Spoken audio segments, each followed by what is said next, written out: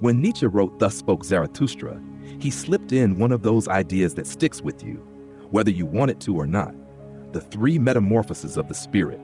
It's this wild little allegory for how a person grows, changes, maybe even transforms completely. He says we've got to move through three stages if we want to get anywhere close to what he calls the Übermensch, the overman, the one who actually lives beyond borrowed rules and stale traditions. First, we're camels, dutiful, weighed down, carrying burdens we didn't even choose. Then we turn into lions, snapping, rebellious, saying no to the world's shoulds and musts. And finally, if we're lucky, we become children, playful, creating, living freely like life's one big sandbox. It doesn't land as some dusty, abstract philosophy when you actually sit with it. Honestly, it feels more like a roadmap, messy, painful, but deeply liberating. I can see those stages in my own life. When I was younger, I was absolutely the camel, loading myself with expectations, school, family, faith, all of it. I thought that's just what life was. Later, I hit the lion phase, and oh boy, that was loud. Lots of defiance, late-night arguments with myself and anyone who would listen, that raw urge to tear down everything that felt fake or imposed. And then, there are these moments, fleeting but real, where I stumble into the child's space, where I stop fighting and just create, or laugh, or notice how the sun feels on my face. That's the bit that feels like freedom. The thing is, it's not a straight path. Nietzsche doesn't hand us a neat little progression chart. For me, it's cyclical. I keep circling back. Some days I'm the camel again, dragging the weight of obligations. Other days, the lion.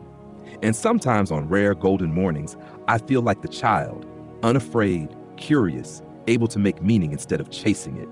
That rhythm, that cycle, has been teaching me more than any classroom lecture ever could. That discipline matters, independence matters, but so does learning how to start fresh over and over again.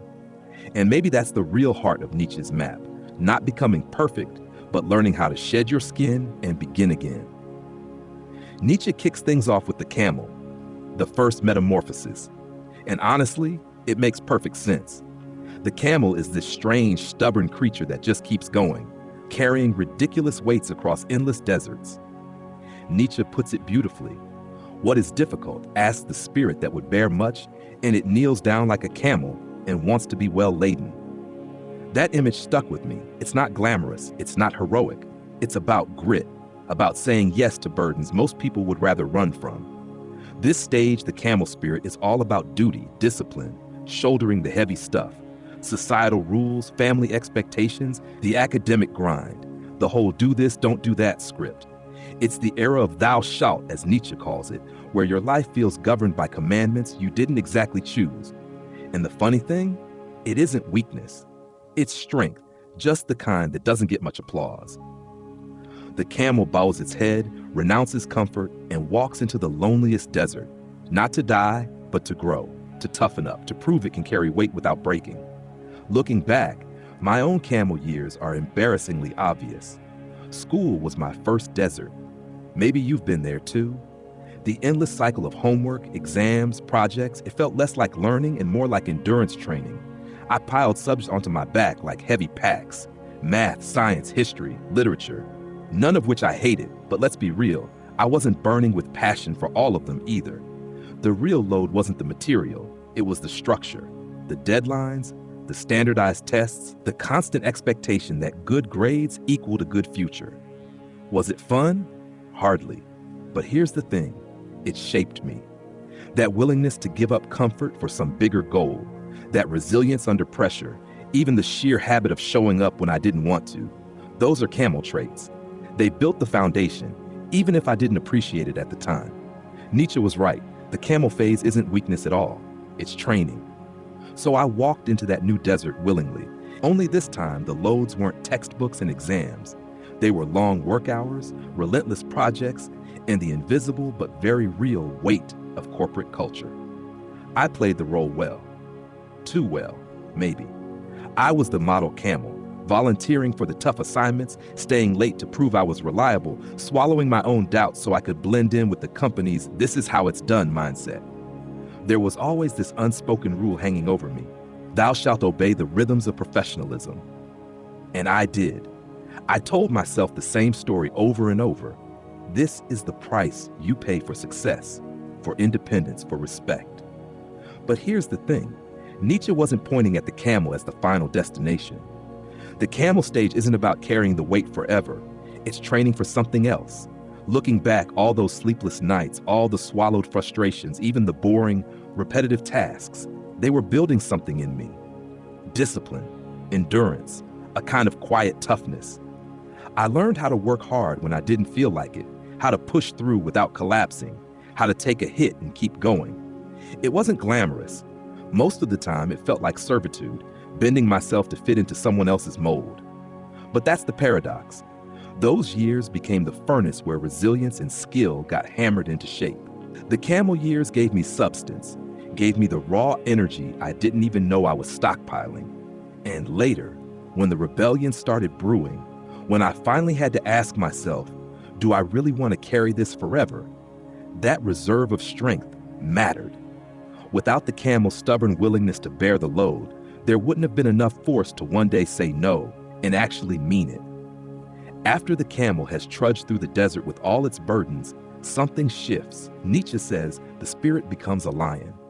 And I love that image. The camel, bowed and obedient, suddenly standing tall, teeth bared, ready to hunt for freedom. The lion doesn't want to carry anymore. It wants to fight. And its enemy? The great dragon named Thou Shalt.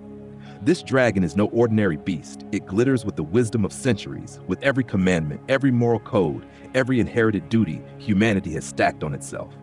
The lion's job is simple, though not easy: to roar its sacred no, to tear down, to refuse, to say, I will not be ruled. For me, this transformation wasn't some Hollywood-style awakening.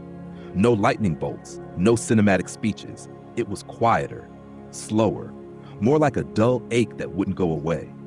The career I'd chosen, the one everyone said was stable, respectable thing, started to feel suffocating. At first, it was subtle. I'd sit at my desk and wonder, why? Why am I doing this? Why do I wake up every morning to chase goals that don't even feel like mine? Those questions were the first stirrings of the lion, poking at me like thorns. Eventually, the weight I'd once carried with pride started to feel more like shackles, and the big dragon appeared. Thou shalt have a stable, conventional career. It gleamed with promises, money, safety, approval. But I couldn't ignore the hollowness anymore. So after years of grinding away and climbing the ladder, I did the unthinkable. I walked away. I said no, loudly, terrifyingly, recklessly maybe, but I did it. That decision confused people. It worried people. Friends, family, colleagues, they all thought I'd lost my mind. And honestly, part of me wondered if they were right. But I also knew I'd never be able to breathe if I didn't claim my own desert. And it didn't stop with work. Once the lion woke up, it started tearing into everything: my politics, my beliefs, even small, personal philosophies I'd never questioned before. Stuff I'd inherited without thinking. Saying no to those wasn't easy. It meant disagreements. It meant isolation. Sometimes it even meant losing people. But it was necessary, because until I rejected what wasn't truly mine, I couldn't figure out what actually was. The lion phase is brutal. Let's be honest about that. It destroys more than it builds. For a while, I felt defined by negation, by what I was against, not what I was for. But Nietzsche's right, that destruction is necessary. You can't plant new seeds in a field still choked with weeds. The lion clears the ground, even if it looks like a wasteland afterward. It doesn't create yet, but it makes space for creation. And that space, that terrifying emptiness, is where the final transformation can finally happen. The final and most profound transformation is that of the lion into the child. After the lion has won its freedom, it discovers that rebellion alone is not enough. The spirit must learn to create. The child is innocence and forgetting, a new beginning, a game, a self-propelling wheel, a first motion, a sacred yes. The child represents the ultimate stage of the Übermensch. Having cast off the burdens of the past, forgetting, and asserted its will, the spirit is now free to create new values. The child does not act out of duty like the camel, or out of opposition like the lion. It acts out of a pure, joyful affirmation of life. Its sacred yes is the creative force that builds a new world on the ground cleared by the lion. It is a state of play, of endless possibility, and of living in accordance with one's own created values. My journey into the child phase began in the quiet space created by the lion's roar. Having said no to a life that was not my own, I was faced with the challenge of saying yes to something new. This phase has been characterized by a rediscovery of play and creativity. My new career path, chosen out of passion, no longer feels like a burden to be carried, but a game to be played. The work is still difficult, but the motivation is internal. It is a self-propelling wheel, driven by my own curiosity and desire to create. Failure, once a source of immense fear for my camel spirit, is now simply a part of the game, an opportunity to learn and try again. This sacred yes has also manifested in my personal life. It is the act of consciously building my own values and principles. Instead of living in reaction against the past, I find myself actively creating a philosophy for living that feels authentic. This involves a kind of innocence, not naivete, but a willed ability to see the world with fresh eyes, unburdened by the cynicism that can sometimes accompany the lion's rebellion. It is about forgiving the past, or as Nietzsche says, forgetting, in order to be fully present and open to the future. A concrete example of this is a renewed dedication to hobbies and interests without the pressure of mastery or purpose. I started painting again, not to become a great artist, but for the simple, joyful act of putting color on a canvas. This is the essence of the child's play. It is action for its own sake, an affirmation of the creative impulse within. This creative renewal is the ultimate fruit of the long journey. The strength of the camel provides the endurance to pursue a creative path. The freedom won by the lion provides the space for it. And the child provides the joyful spirit to bring new things into the world. It is the overcoming of past burdens, not by fighting them, but by creating something more beautiful. Looking back on my own life through the prism of Nietzsche's Three Metamorphoses is to see an interconnected story of self-development. The process is not a straightforward linear journey, but a vital, spiral one. The dutiful camel, burdened with tradition and information, develops the necessary strength without which the lion's rebellion would be a mere tantrum. The revolutionary lion, with its sacred no, boldly marks out the liberty it takes for self-definition and fresh creation. And the imaginative child, with its sacred yes, embodies the ultimate vision, a life of affirming joy in the creation of one's own values. Each phase is vital, a necessary stepping stone to the next. This model has deeply influenced my philosophical view on personal development.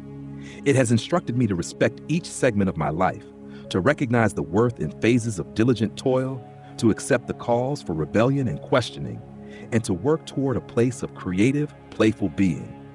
It has also demonstrated to me that these changes are not an end, but rather a process. In other parts of our existence, we can at the same time be a camel, a lion, and a child. Initiating a new relationship may need the naivety of the child, acquiring a new skill, the discipline of the camel, and confronting an injustice, the courage of the lion. Self-actualization is not an end, but a never-ending, constantly changing process of carrying burdens, conquering freedom, and triumphantly creating anew. Nietzsche's allegory stands as an ageless map for this lifetime, life-changing dance of the human soul. Take a second to hit that subscribe button, and let's keep exploring thought-provoking ideas together.